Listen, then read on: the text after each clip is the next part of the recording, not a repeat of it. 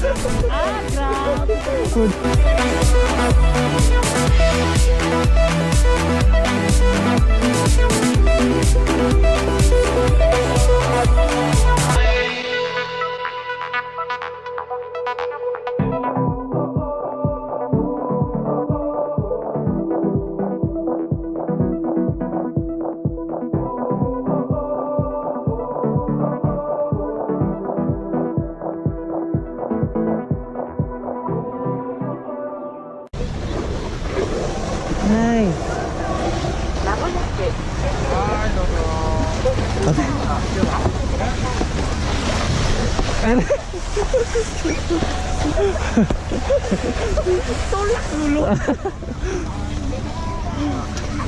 Balik na dito. Balik na.